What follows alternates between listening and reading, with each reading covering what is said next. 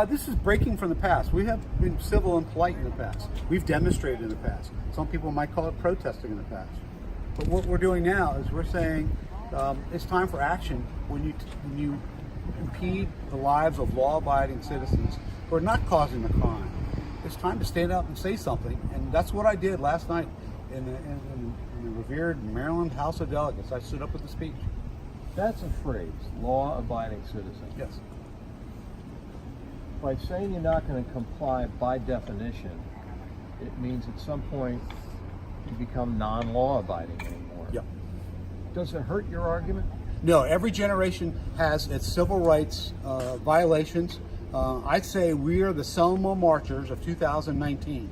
Every generation, the government wants to impede the rights of people and want to put them in jail for political differences. We're the people who are saying, stop, enough. If you have an issue, go to Baltimore where there's gun crime, gun deaths. All across the state of Maryland, there are opioid deaths. There's plenty on the platter for Maryland legislators to talk about when they try to go after easy bumper stickers for some law they want to put in that doesn't change the crime statistics and only threatens to put people in jail.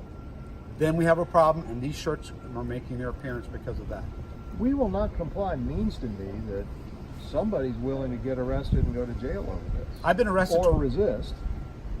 I've been arrested twice in the past year, standing up for our rights. There are too many politicians that are trying for easy, cheap political wins and cheap political bumper stickers coming after firearms owners when in the history of Maryland for 400 years we've had our target rifles, we've had our hunting rifles. We're not causing the crime. The crime is in other places, and yet they want to come after us for easy bumper stickers.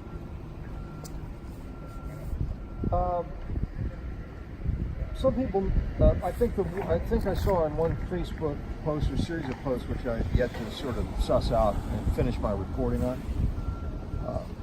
People are taking this as a resistance to the law and using words like homegrown, the seeds of homegrown terrorism, literally resisting the law, laws that you don't agree with. What is your reaction to that line of thinking, that this leads to extremism? Is this any different? Is my shirt any different from the resist t-shirts that the leftists like to parade around in much greater numbers than us? Is my shirt any different from those resist shirts? It's not. It's the same idea that in every generation these political differences come up, and we're saying we will resist trying to put us in jail over crimes that don't exist.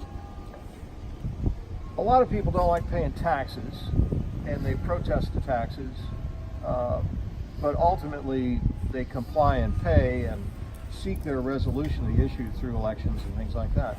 Isn't there a difference here by saying you're just going to not comply with the law, period? We're telling people that this is a state of conscience. This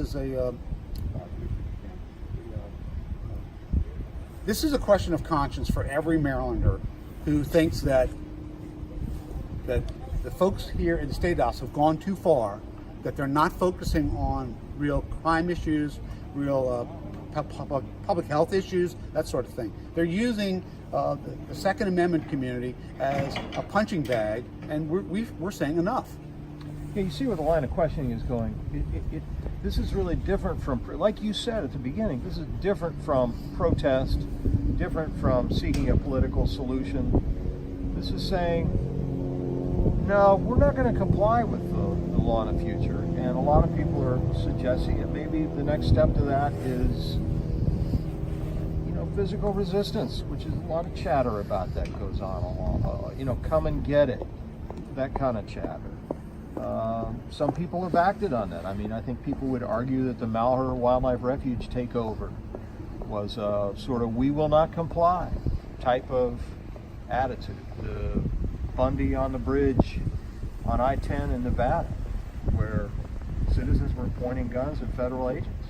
I mean, is that really where this is going? Is that the sort of new mindset?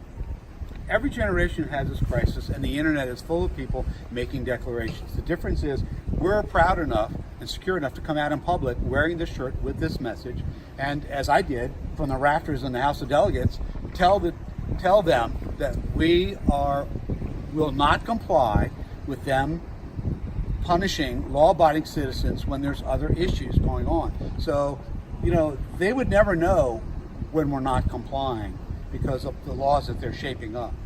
I would say that our issue of our declaration is it's a question of conscience for everybody to follow. We like to tell people, think it through, but there's a way to demonstrate to the delegates that they're just going down the wrong path. But every generation has its problem with the government trying to create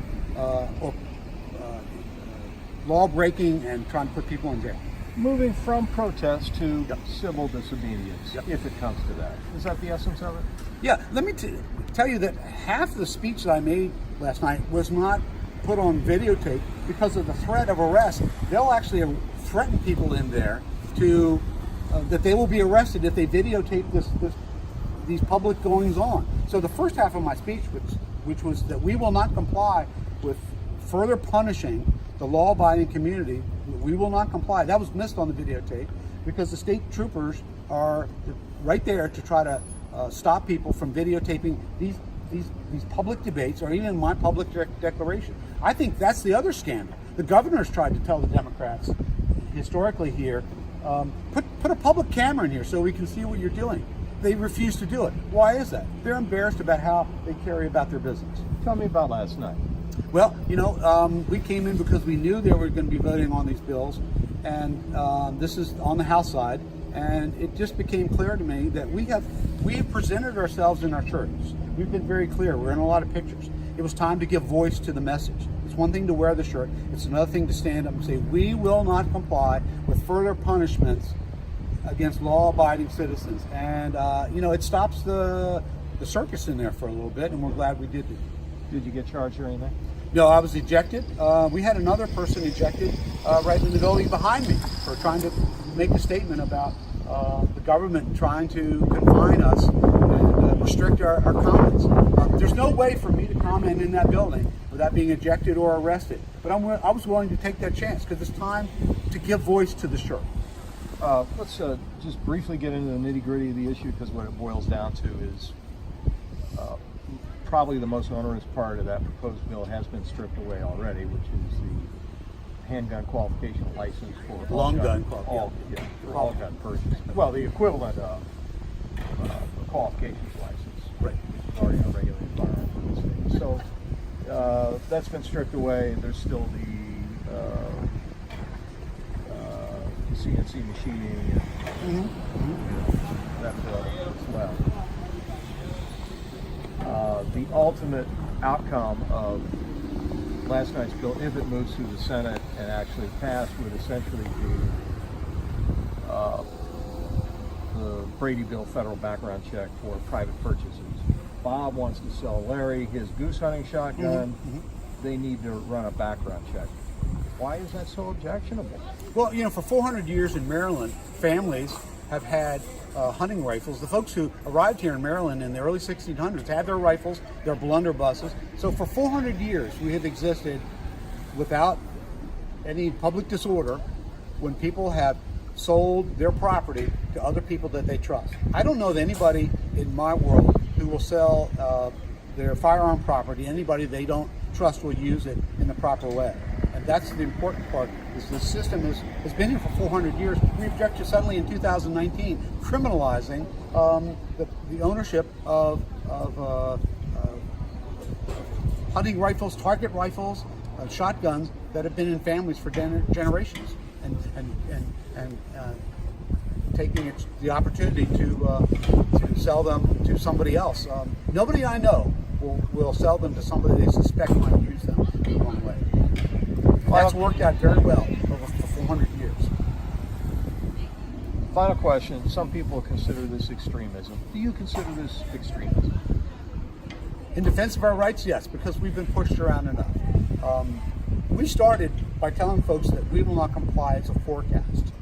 We will not comply as a forecast because we've seen it in other states that people have not complied. What we're doing that's different is we're coming into the State House before these laws are passed and saying the forecast going forward, if you pass these laws, is that we will not comply as citizens have done in other states. It's a forecast. Now that we're this close to them passing it, it's more of a reality, and that's why I gave voice to it from the upper rafters in the House last night. Okay, Jeff, thanks for doing that for me. Appreciate it.